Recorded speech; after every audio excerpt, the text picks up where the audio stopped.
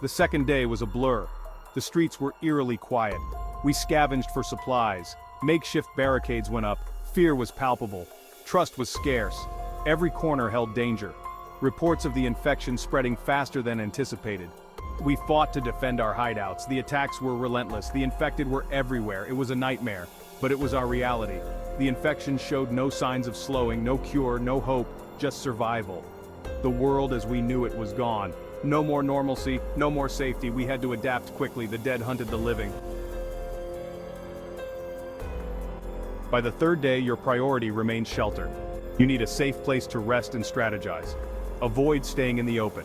The zombies are relentless. Seek out sturdy buildings with minimal entrances. Apartment buildings, schools, or small stores can be suitable. Steer clear of hospitals or police stations. They're likely overrun. Once you identify a potential shelter, clear it thoroughly. Check every room, every closet, every dark corner. One overlooked zombie can be fatal. Secure all entrances, board up windows, block doors. If possible, create a safe room. This is your fortress against the undead. Water and food are your next priorities, but shelter is useless if zombies can breach it. Focus on defense. Use furniture to create barriers. Set up noise traps to alert you of intruders. Plan escape routes. Know every exit. Be ready to leave at a moment's notice. The undead are relentless. Your shelter must be impenetrable. Water is life. It's still your top priority. Gather all the clean water you can find. Bottled water is still best, but don't ignore other sources. Fill bathtubs, collect rainwater, find a water filter if possible, boil water from uncertain sources. Dehydration will kill you faster than zombies. Food is next. Non-perishables are your friends. Canned goods, dried foods, energy bars, anything with a long shelf life. Raid abandoned homes and stores. But be careful. Other survivors might have the same idea. Avoid fresh produce. It spoils quickly. Focus on high-calorie, nutrient-dense foods. You'll need the energy. Ration your supplies carefully. You don't know how long they need to last. Eat the perishables first. Save the long-lasting items. Learn to forage if you can. Wild plants can supplement your diet, but be sure you know what's safe. A poisonous berry can be as deadly as a zombie bite. Don't forget tools for food preparation. By the fifth day, the initial shock of seeing a zombie has worn off. But the danger remains. You must continue to overcome fear. Zombies are not human anymore. They're a threat, nothing more. When you encounter one, stay calm. Assess the situation. Is it alone? Can you avoid it? Stealth is still your best weapon. If confrontation is unavoidable, remember the basics. Zombies are slow. They're not smart. Use this to your advantage. Aim for the head. It's their weak point. Don't waste time on body shots. They don't feel pain. Only destroying the brain stops them. Be decisive. Be quick. Hesitation gets you killed. Noise attracts them. Stay quiet whenever possible. If you must fight, use silent weapons. Baseball bats, crowbars, knives. Guns are a last resort. The sound will draw more zombies.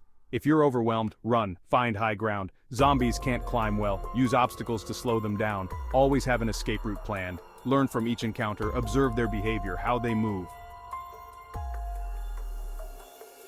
Strengthen numbers. Forming alliances with fellow survivors.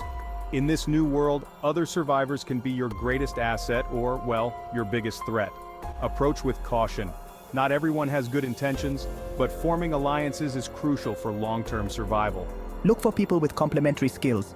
Doctors, engineers, hunters. A diverse group is a strong group. Trust is hard to come by. Build it slowly.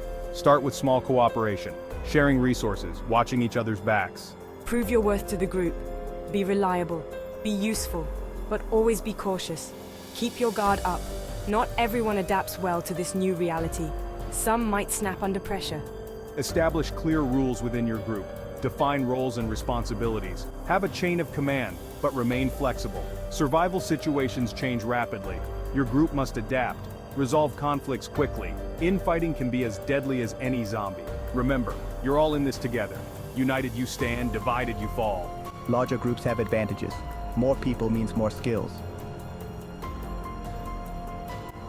Mind over matter, battling mental stress in the apocalypse. The physical threats are obvious. Zombies, starvation, disease. But the mental challenges are just as deadly. Stress is constant. Fear is your new normal. Fight these mental enemies as fiercely as any zombie. Your mind is your most important survival tool. Establish routines, they provide a sense of normalcy. Wake up at the same time, have regular meals, assign daily tasks. This structure combats the chaos around you. Find ways to relax. Read books if you can find them, tell stories, play simple games, exercise regularly. It releases stress, it keeps you fit. Most importantly, maintain hope. Believe in a future. Fortifying your base essential home defense strategies. Your safe haven is only as good as its defenses. Constant vigilance is key. Start with the basics. Board up all ground-level windows. Reinforce doors with extra locks and bars. Create barriers around your perimeter. Use cars, furniture, anything heavy. The goal is to slow down and funnel any approaching threats. Don't neglect upper floors. Zombies can't climb well, but desperate humans might. Secure all possible entry points. Remove external ladders or stairs if possible. Keep rope ladders for your own escape if needed. Always have multiple exit strategies. No fortress is impenetrable. Be ready to abandon it at a moment's notice. Set up early warning systems. Tripwires with noisemakers. Motion-activated lights if you have electricity. Even simple tin can alarms can alert you to intruders. Knowledge is power. The more warning you have, the better prepared you'll be. Consider creating safe rooms within your base. Fortified areas for a last stand if all else fails. Chapter 8. On the move, when and how to relocate safely. Sometimes staying put isn't an option. Resources run out, hordes approach. Your sanctuary becomes a trap. Knowing when and how to move is crucial. Always have a bug-out plan ready. Pack essential supplies in easily carried bags. Be ready to leave at a moment's notice. Hesitation can be fatal. Before you move, scout your route. Do this in stages if possible. Know where you're going. Have multiple paths planned. Avoid main roads. They're likely clogged with abandoned vehicles and zombies. Stick to less traveled paths. Move quietly. Move quickly. Staying in the open for long periods is dangerous. Travel light but smart. Prioritize water, food, and weapons. First aid supplies are crucial. Maps of the area are invaluable. If possible, have a method of communication between group members. Whistles or hand signals can work. Stay together, but not too close. If one person is grabbed, you don't all go down. Choose your new location carefully. Don't just run blindly. Look for defensible positions. High ground is good. Chapter 9. Makeshift weapons, arming yourself in a hostile world. In the early days, you won't have access to an arsenal. You need to improvise. Everyday items become weapons. Baseball bats, crowbars, kitchen knives. These are your new best friends. Look for items with reach. You want to keep zombies at arm's length. Blunt weapons are good. They don't get stuck like blades can. Don't ignore simple tools. Hammers, screwdrivers. Even a sturdy stick can save your life. The key is to aim for the head. That's the zombie's weak point. Practice your swings. Learn to strike quickly and accurately. In a fight, you won't have time to think. Your reactions must be instinctive. Projectile weapons have advantages. They keep you further from danger. Slingshots are easy to make. Bows require more skill but are quieter than guns. If you find firearms, use them wisely. Guns are loud. They attract both zombies and hostile survivors. Save them for emergencies. Ammo will become scarce. Make every shot count. Remember, your brain is your best weapon. Chapter 10. Silent Survival. The art of stealth in zombie-infested areas. In a world overrun by the undead, silence is golden.